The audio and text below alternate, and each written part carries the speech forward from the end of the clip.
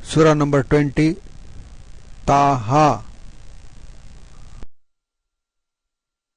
بسم الله الرحمن الرحيم طه ما أنزلنا عليك القرآن لتشقى إلا تذكرة لمن يخشى تنزيلا ممن خلق الأرض والسماوات العلى الرحمن على العرش استوى. شروع اللہ کے نام سے جو بڑا مہربان نہایت رحم والا ہے. طٰہٰ، اے محمد صلی اللہ علیہ وآلہ وسلم، ہم نے تم پر قرآن اس لیے نازل نہیں کیا کہ تم مشقت میں پڑ جاؤ، بلکہ اس شخص کو نصیحت دینے کے لیے نازل کیا ہے جو خوف رکھتا ہے. یہ اس ذات کا اتارا ہوا ہے جس نے زمین اور اونچے اونچے آسمان بنائے، یعنی خدائے رحمان جس نے عرش پر قرار پکڑا. جو کچھ آسمانوں میں ہے اور جو کچھ زمین میں ہے اور جو کچھ ان دونوں کے بیچ میں ہے اور جو کچھ زمین کی مٹی کے نیچے ہے، سب اسی کا ہے. اور اگر تم پکار کر بات کہو تو وہ تو چھپے بھید اور نہایت پوشیدہ بات تک کو جانتا ہے. وہ معبود برحق ہے کہ اس کے سوا کوئی معبود نہیں ہے، اس کے سب نام اچھے ہیں. اور کیا تمہیں موسیٰ کے حال کی خبر ملی ہے؟ جب انہوں نے آگ دیکھی تو اپنے گھر کے لوگوں سے کہا کہ تم یہاں ٹھہرو، میں نے آگ دیکھی ہے، میں وہاں جاتا ہوں، شاید اس میں سے میں تمہارے پاس انگاری لاؤں یا آگ کے مقام کا رستہ معلوم کر سکوں. جب وہاں پہنچے تو آواز آئی کہ موسیٰ، میں تو تمہارا پروردگار ہوں، تو اپنی جوتیاں اتار دو، تم یہاں پاک میدان یعنی طوا میں ہو، اور میں نے تم کو انتخاب کر لیا ہے، تو جو حکم دیا جائے اسے سنو. بے شک میں ہی اللہ ہوں، میرے سوا کوئی معبود نہیں، تو میری عبادت کیا کرو اور میری یاد کے لیے نماز پڑھا کرو. قیامت یقیناً آنے والی ہے، میں چاہتا ہوں کہ اس کے وقت کو پوشیدہ رکھوں تاکہ ہر شخص جو کوشش کرے اس کا بدلہ پائے. تو جو شخص اس پر ایمان نہیں رکھتا اور اپنی خواہش کے پیچھے چلتا ہے، کہیں تم کو اس کے یقین سے روک نہ دے تو اس صورت میں تم ہلاک ہو جاؤ. اور موسیٰ، یہ تمہارے داہنے ہاتھ میں کیا ہے؟ انہوں نے کہا، یہ میری لاٹھی ہے، اس پر میں سہارا لگاتا ہوں اور اس سے اپنی بکریوں کے لیے پتے جھاڑتا ہوں، اور اس میں میرے اور بھی کئی فائدے ہیں. فرمایا کہ موسیٰ اسے ڈال دو، تو انہوں نے اس کو ڈال دیا اور وہ ناگہاں سانپ بن کر دوڑنے لگا. اللہ نے فرمایا کہ اسے پکڑ لو اور ڈرنا مت، ہم اس کو ابھی اس کی پہلی حالت پر لوٹا دیں گے. اور اپنا ہاتھ اپنی بغل سے لگا لو، وہ کسی عیب و بیماری کے بغیر سفید چمکتا دمکتا نکلے گا. یہ دوسری نشانی ہے تاکہ ہم تمہیں اپنے نشانات عظیم دکھائیں. تم فرعون کے پاس جاؤ کہ وہ سرکش ہو رہا ہے.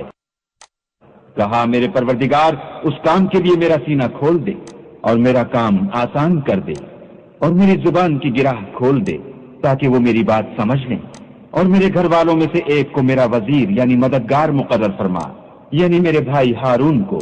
اس سے میری قوت کو مضبوط کر اور اسے میرے کام میں شریک کر تاکہ ہم تیری بہت سی تسبیح کریں اور تجھے کثرت سے یاد کریں. تو ہم کو ہر حال میں دیکھ رہا ہے. فرمایا، موسیٰ، تمہاری دعا قبول کی گئی، اور ہم نے تم پر ایک بار اور بھی احسان کیا تھا جب ہم نے تمہاری والدہ کو الہام کیا تھا جو تمہیں بتایا جاتا ہے.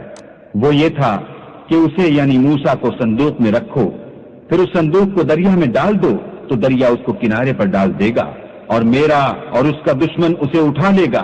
اور موسیٰ، میں نے تم پر اپنی طرف سے محبت ڈال دی، اس لیے کہ تم پر مہربانی کی جائے اور اس لیے کہ تم میرے سامنے پرورش پاؤ. جب تمہاری بہن فرعون کے ہاں گئی اور کہنے لگی کہ میں تمہیں ایسا شخص بتاؤں جو اس کو پالے، تو اس طریق سے ہم نے تم کو تمہاری ماں کے پاس پہنچا دیا تاکہ ان کی آنکھیں ٹھنڈی ہوں اور وہ رنج نہ کریں.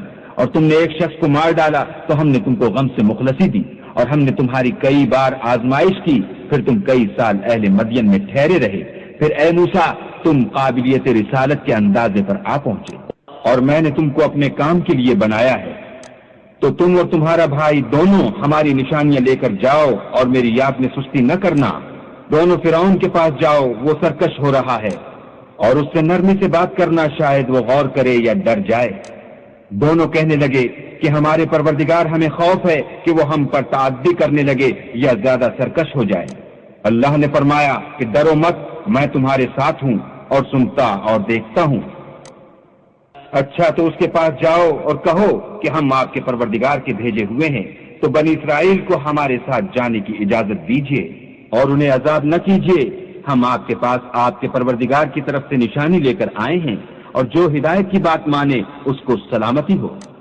ہماری طرف یہ وحی آئی ہے کہ جو جھٹلائے اور منہ پھیرے اس کے لیے عذاب تیار ہے. غرض موسیٰ اور ہارون فرعون کے پاس گئے. اس نے کہا کہ موسیٰ تمہارا پروردگار کون ہے؟ کہا کہ ہمارا پروردگار وہ ہے جس نے ہر چیز کو اس کی شکل و صورت بخشی پھر راہ دکھائی. کہا تو پہلی جماعتوں کا کیا حال؟ کہا کہ ان کا علم میرے پروردگار کو ہے جو کتاب میں لکھا ہوا ہے. میرا پروردگار نہ چوکتا ہے نہ بھولتا ہے. وہ وہی تو ہے جس نے تم لوگوں کے لیے زمین کو فرش بنایا اور اس میں تمہارے لیے رستے جاری کیے اور آسمان سے پانی برسایا، پھر اس سے انواع اقسام کی مختلف رویدگیاں پیدا کی کہ خود بھی کھاؤ اور اپنے چار پایوں کو بھی چراؤ. بے شک ان باتوں میں عقل والوں کے لیے بہت سی نشانیاں. اسی زمین سے ہم نے تم کو پیدا کیا اور اسی میں تمہیں لوٹائیں گے اور اسی سے دوسری دفعہ نکالیں گے. اور ہم نے فرعون کو اپنی سب نشانیاں دکھائیں مگر وہ تکذیب اور انکار ہی کرتا رہا. کہنے لگا کہ موسیٰ کیا تم ہمارے پاس اس لیے آئے ہو کہ اپنے جادو کے زور سے ہمیں ہمارے ملک سے نکال دو؟ تو ہم بھی تمہارے مقابل ایسا ہی جادو لائیں گے. تو ہمارے اور اپنے درمیان ایک وقت مقرر کر لو کہ نہ تو ہم اس کے خلاف کریں اور نہ تم، اور یہ مقابلہ ایک ہموار میدان میں ہوگا. موسیٰ نے کہا کہ آپ کے لیے یوم زینت کا وعدہ ہے اور یہ کہ لوگ اس دن چاشت کے وقت اکٹھے ہو جائیں. تو فرعون لوٹ گیا اور اپنے سامان جمع کر کے پھر آیا. موسیٰ نے ان جادوگروں سے کہا کہ ہائے تمہاری کم بختی، اللہ پر جھوٹ افترا نہ کرو کہ وہ تمہیں عذاب سے پناہ کر دے، اور جس نے افترا کیا وہ نامراد رہا. تو وہ باہم اپنے معاملے میں جھگڑنے اور چپکے سرگوشی کرنے لگے. کہنے لگے یہ دونوں جادوگر ہیں، چاہتے ہیں کہ اپنے جادو کے زور سے تم کو تمہارے ملک سے نکال دیں اور تمہارے شائستہ مذہب کو نابود کر دیں. تو تم جادو کا سامان اکٹھا کر لو اور پھر قطار باندھ کر آؤ. آج جو غالب رہا وہی کامیاب ہوا. بولے کہ موسیٰ یا تو تم اپنی چیز ڈالو یا ہم اپنی چیزیں پہلے ڈالتے ہیں. موسیٰ نے کہا نہیں تم ہی ڈالو. جب انہوں نے چیزیں ڈالی تو ناگہاں ان کی رسیاں اور لاٹھیاں موسیٰ کے خیال میں ایسے آنے لگیں کہ وہ میدان میں ادھر ادھر دوڑ رہی ہیں. اس وقت موسیٰ نے اپنے دل میں خوف معلوم کیا. ہم نے کہا خوف نہ کرو، بلا شبہ تم ہی غالب ہو. اور جو چیز لاٹھی یعنی تمہارے داہنے ہاتھ میں ہے اسے ڈال دو کہ جو کچھ انہوں نے بنایا ہے اس کو نگل جائے گی. جو کچھ انہوں نے بنایا ہے یہ تو جادوگروں کے ہتھ کنڈے ہیں اور جادوگر جہاں جائے فلاح نہیں پائے گا. القصہ یوں ہی ہوا تو جادوگر سجدے میں گر پڑے اور کہنے لگے کہ ہم موسیٰ اور ہارون کے پروردگار پر ایمان لائے. فرعون بولا کہ پیشتر اس کے کہ میں تمہیں اجازت دوں تم اس پر ایمان لے آئے. بے شک وہ تمہارا بڑا یعنی استاد ہے جس نے تم کو جادو سکھایا ہے. سو میں تمہارے ہاتھ اور پاؤں جانب خلاف سے کٹوا دوں گا اور کھجور کے تنوں پر سولی چڑھوا دوں گا. اس وقت تم کو معلوم ہوگا کہ ہم میں سے کس کا عذاب زیادہ سخت اور دیر تک رہنے والا ہے. انہوں نے کہا کہ جو دلائل ہمارے پاس آ گئے ہیں ان پر اور جس نے ہم کو پیدا کیا ہے اس پر ہم آپ کو ہرگز ترجیح نہیں دیں گے. تو آپ کو جو حکم دینا ہو دیجیے، اور آپ جو حکم دے سکتے ہیں وہ صرف اسی دنیا کی زندگی میں دے سکتے ہیں.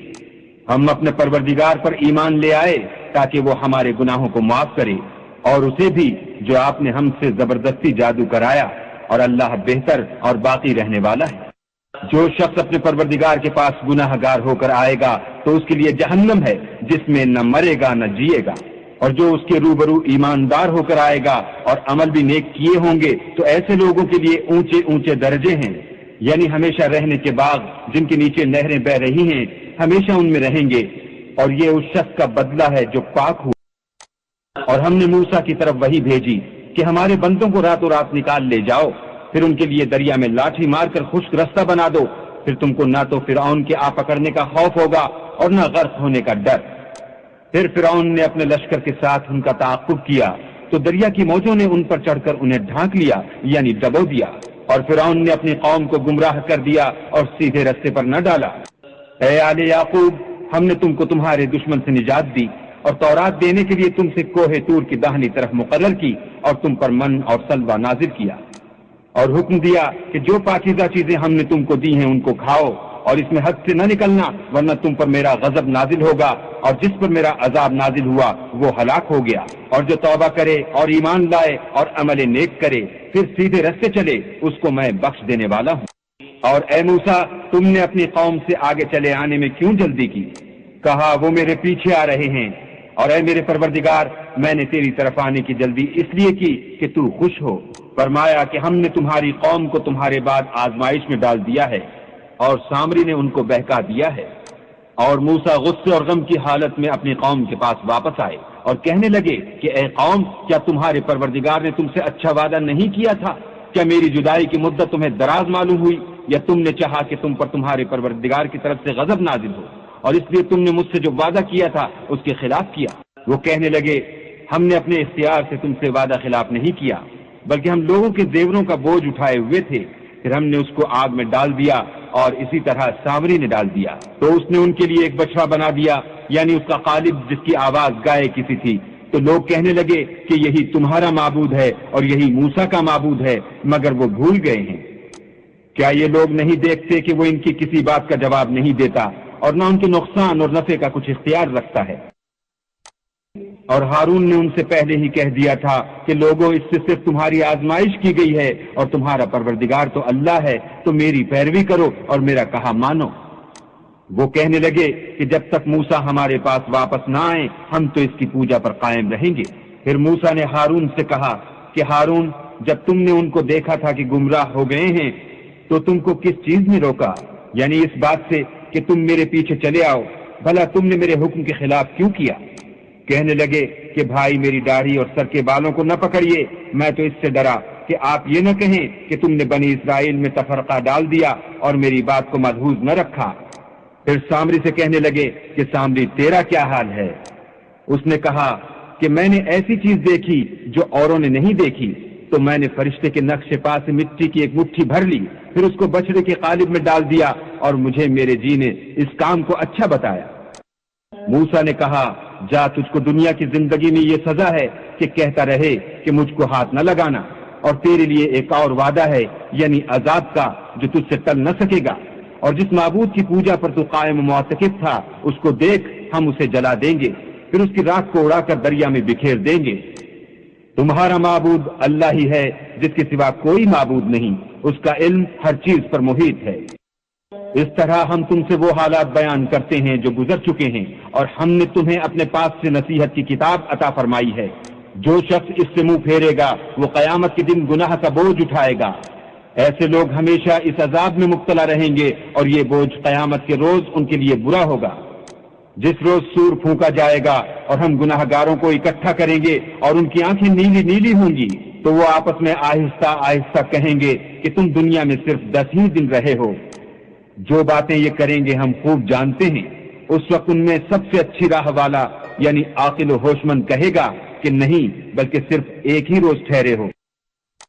اور تم سے پہاڑوں کے بارے میں دریافت کرتے ہیں، کہہ دو کہ اللہ ان کو اڑا کر بکھیر دے گا، اور زمین کو ہموار میدان کر چھوڑے گا، جس میں نہ تم کجی اور پستی دیکھو گے، نہ ٹیلا اور بلندی۔ اس روز لوگ ایک پکارنے والے کے پیچھے چلیں گے اور اس کی پیروی سے انحراف نہ کر سکیں گے، اور اللہ کے سامنے آوازیں پست ہو جائیں گی تو تم آواز خفی کے سوا کوئی آواز نہ سنو گے۔ اس روز کسی کی سفارش کچھ فائدہ نہ دے گی مگر اس شخص کی جسے اللہ اجازت دے اور اس کی بات کو پسند فرمائے۔ جو کچھ ان کے آگے ہے اور جو کچھ ان کے پیچھے ہے وہ اس کو جانتا ہے، اور وہ اپنے علم سے اللہ کے علم پر احاطہ نہیں کر سکتے۔ اور اس زندہ و قائم کے روبرو منہ نیچے ہو جائیں گے، اور جس نے ظلم کا بوجھ اٹھایا وہ نامراد رہا۔ اور جو نیک کام کرے گا اور مومن بھی ہوگا تو اس کو نہ ظلم کا خوف ہوگا اور نہ نقصان کا۔ اور ہم نے اس کو اسی طرح کا قرآن عربی نازل کیا ہے، اور اس میں طرح طرح کے ڈراوے بیان کر دیے ہیں تاکہ لوگ پرہیزگار بنے یا اللہ ان کے لیے نصیحت پیدا کر دے۔ تو اللہ جو سچا بادشاہ ہے، عالی قدر ہے، اور قرآن کی وحی جو تمہاری طرف بھیجی جاتی ہے اس کے پورا ہونے سے پہلے قرآن کے پڑھنے کے لیے جلدی نہ کیا کرو، اور دعا کرو کہ میرے پروردگار مجھے اور زیادہ علم دے۔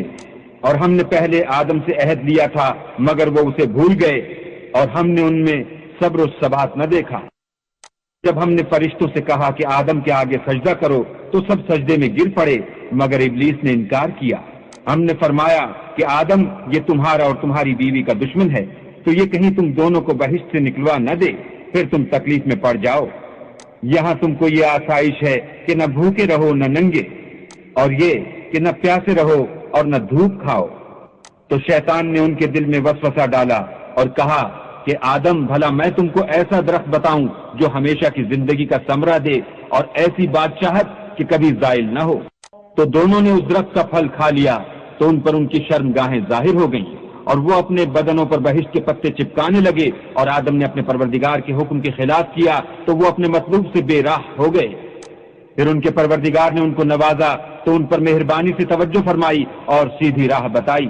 فرمایا کہ تم دونوں یہاں سے نیچے اتر جاؤ، تم میں بعض کے دشمن ہوں گے، پھر اگر میری طرف سے تمہارے پاس ہدایت آئے تو جو شخص میری ہدایت کی پیروی کرے گا وہ نہ گمراہ ہوگا اور نہ تکلیف میں پڑے گا، اور جو میری نصیحت سے منہ پھیرے گا اس کی زندگی تنگ ہو جائے گی اور قیامت کو ہم اسے اندھا کر کے اٹھائیں گے۔ وہ کہے گا کہ میرے پروردگار تو نے مجھے اندھا کر کے کیوں اٹھایا، میں تو دیکھتا بھالتا تھا۔ اللہ فرمائے گا کہ ایسا ہی چاہیے تھا، تیرے پاس ہماری آیتیں آئیں تو تو نے ان کو بھلا دیا، اسی طرح آج ہم تجھ کو بھلا دیں گے۔ اور جو شخص حد سے نکل جائے اور اپنے پروردگار کی آیتوں پر ایمان نہ لائے ہم اس کو ایسا ہی بدلہ دیتے ہیں، اور آخرت کا عذاب بہت سخت اور بہت دیر رہنے والا ہے۔ کیا یہ بات ان لوگوں کے لیے موجب ہدایت نہ ہوئی کہ ہم ان سے پہلے بہت سے فرقوں کو ہلاک کر چکے ہیں جن کے رہنے کے مقامات میں یہ چلتے پھرتے ہیں؟ عقل والوں کے لیے اس میں بہت سی نشانیاں ہیں۔ اور اگر ایک بات تمہارے پروردگار کی طرف سے پہلے صادر اور جزائے اعمال کے لیے ایک میعاد مقرر نہ ہو چکی ہوتی تو نزول عذاب لازم ہو جاتا۔ بس جو کچھ یہ بکواس کرتے ہیں اس پر صبر کرو، اور سورج کے نکلنے سے پہلے اور اس کے غروب ہونے سے پہلے اپنی پروردگار کی تسبیح و تحمید کیا کرو، اور رات کی ساعات اولین میں بھی اس کی تسبیح کیا کرو، اور دن کی اطراف یعنی دوپہر کے قریب ظہر کے وقت بھی، تاکہ تم خوش ہو جاؤ۔ اور کئی طرح کے لوگوں کو جو ہم نے دنیا کی زندگی میں آرائش کی چیزوں سے بہرہ مند کیا ہے تاکہ ان کی آزمائش کریں، ان پر نگاہ نہ کرنا، اور تمہارے پروردگار کی عطا فرمائی ہوئی روزی بہت بہتر اور باقی رہنے والی ہے۔ اور اپنے گھر والوں کو نماز کا حکم کرو اور اس پر قائم رہو، ہم تم سے روزی کے خاص گار نہیں بلکہ تمہیں ہم روزی دیتے ہیں، اور نیک انجام اہل تقوی کا ہے۔ اور کہتے ہیں کہ یہ پیغمبر اپنے پروردگار کی طرف سے ہمارے پاس کوئی نشانی کیوں نہیں لاتے؟ کیا ان کے پاس پہلی کتابوں کی نشانی نہیں آئی؟ اور اگر ہم ان کو پیغمبر کے بھیجنے سے پیشتر کسی عذاب سے ہلاک کر دیتے تو وہ کہتے کہ اے ہمارے پروردگار تو نے ہماری طرف کوئی پیغمبر کیوں نہ بھیجا کہ ہم ذلیل اور رسوا ہونے سے پہلے تیرے کلام و احکام کی پیروی کرتے۔ کہہ دو کہ سب نتائج اعمال کے منتظر ہیں، سو تم بھی منتظر رہو، ان قریب تم کو معلوم ہو جائے گا کہ دین کے سیدھے رستے پر چلنے والے کون ہیں اور جنت کی طرف راہ پانے والے کون ہیں، ہم یا تم۔ 10 سال کے بعد اپنی بیوی کو ساتھ لے کر سفر کر کے جنوبی سینا کی اس وادی طوا میں پہنچ گیا جو آج کل مصر کا حصہ ہے۔ رات کے اندھیرے میں وہ خدا سے ہم سخن ہوئے۔ بعد میں جو واقع ہوئے سورہ 20 طٰہٰ آیات 12 تا 14 میں اللہ تعالی فرماتا ہے، فلما أتاها نودي يا موسى إني أنا ربك فاخلع نعليك إنك بالواد المقدس طوى وأنا اخترتك فاستمع لما يوحى إنني أنا الله لا إله إلا فاعبدنی واقم الصلاة لذکری۔ جب وہ اس کے پاس آیا اسے آواز آئی، اے موسیٰ میں تیرا پروردگار ہوں، بس تو اپنی دونوں جوتیاں اتار دے۔ تو اس وقت مقدس وادی طوا میں ہے اور میں نے تجھ کو برگزیدہ بنایا ہے، بس جو کچھ تجھے الہام کیا جائے اسے سنتے جائیو۔ میں ہی سب کا معبود برحق ہوں، میرے سوا کوئی بھی معبود نہیں، بس تم نے میری عبادت کیا کرنا اور میری یاد کرنے کو نماز قائم کرنا۔ سینٹ کیتھرین یہ وہ عیسائی کمپلیکس ہے جسے 330 عیسوی میں ایک عیسائی بادشاہ کانسٹنٹین نے تعمیر کی، اور سنہ عیسوی 530 میں شہنشاہ جسٹینین کے ایما پر اور کشادہ بنا دیا۔ خدا سے وہ لمبی گفتگو ایک درخت کے قریب سے ہوئی تھی۔ سورہ 28 القصص آیت 30۔